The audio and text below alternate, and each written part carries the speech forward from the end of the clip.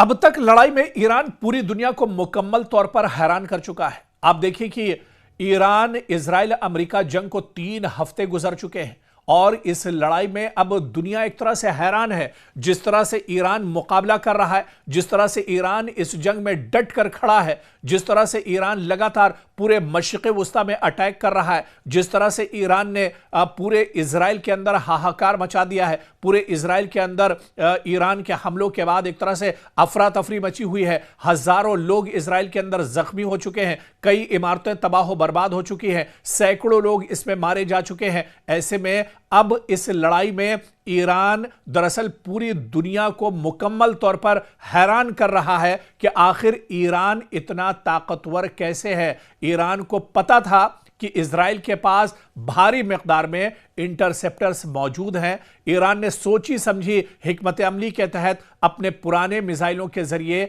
Israel के तकरीबन तमाम इंटरसेप्टर्स पहले ही खत्म करवाए, जिसके बाद अब ईरान ये मिसाइल जो खादर और सिजिल के साथ ठीक निशाने ले रहा है। अब इजराइल के समंदरों से, हमसाया ममालिक से खुद इजराइल के अंदर से दिफा हो रहा है, मगर यह दिफा ईरानी मिसाइलों के सामने कम साबित हो रहा है। इसलिए अब अमेरिका ने जुनूबी कोरिया से इंटरसेप्टर्स मिसाइल पहुंचाए हैं। जो बड़ी अजीब बात है कि अमेरिका ने जुनूबी कोरिया से इंटरसेप्टर्स मिसाइल इजराइल पहुंचाए ताकि ईरानी मिसाइलों का मुकाबला किया जा सके, मगर इसके बावजूद तल अबीब और हैफा में ईरान ने बड़ी तबाही मचाई। और आप देखिए कि एक तरफ दुनिया हैरान है और दूसरी तरफ हैरानी कौम अपने जाबाजों पर एक तरह से फख्र कर रही है। तो कुल मिलाकर अगर देखा जाए तो ईरान की अभी तक की जो स्ट्रेटेजी है, जो हिकमत अमली है या उसका रोड मैप है, वो बहुत शानदार रहा है।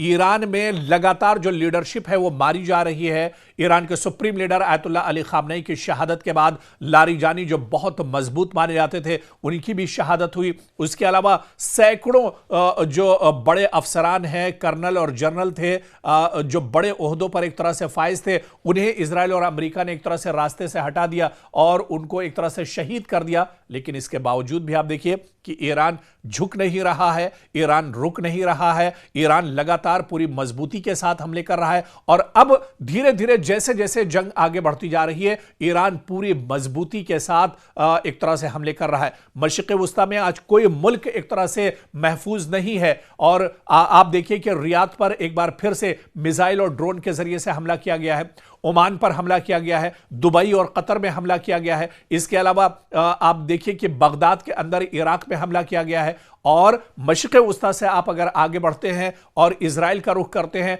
तो इजराइल में जहां पर सिर्फ तल अबीब पर लगातार ईरान की तरफ से हमले हो रहे थे, अब यह दायरा बढ़ गया है। तल अबीब से लेकर मशरिकी यरूशलेम तक अब ईरान ने अपने हमलों में तेजी लाई है और अलग अलग जो अरब शहर है इजराइल के अंदर, वहां पर भी ईरान ने हमला किया है। बैत यम में भी हमला किया है और बैते शिबा जो एक जगह है वहां पर भी हमला किया गया है। कुल मिलाकर आप देखिए तो इजराइल के अंदर अब कोई जगह ऐसी नहीं है जहां पर इजराइल ये कह सके कि यह जगह बिल्कुल सेफ है और यहां पर ईरान हमला नहीं कर सकता है। ईरान आज पूरे इजराइल पर एक तरह से हमले कर रहा है और अब ईरान के हमलों में तेजी आ रही है और इसके पीछे बड़ी वजह यह है कि ईरान अब इन हमलों में लेटेस्ट हथियार का इस्तेमाल कर रहा है। जो खतरनाक मिसाइल है उनका इस्तेमाल अब ईरान की तरफ से इस जंग में किया जा रहा है। तो अब ईरान जैसे जैसे जंग आगे बढ़ती जा रही है, वैसे वैसे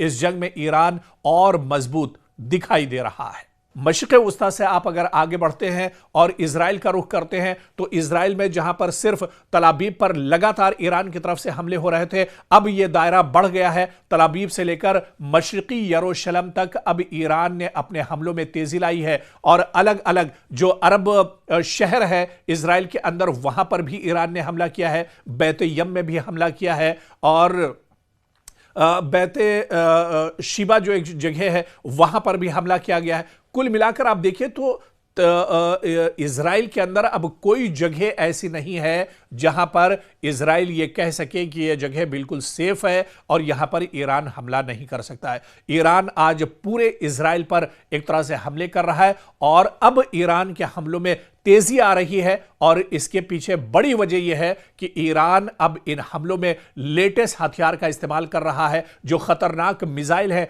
उनका इस्तेमाल अब ईरान की तरफ से इस जंग में किया जा रहा है। तो अब ईरान जैसे जैसे जंग आगे बढ़ती जा रही है वैसे वैसे इस जंग में ईरान और मजबूत दिखाई दे रहा है।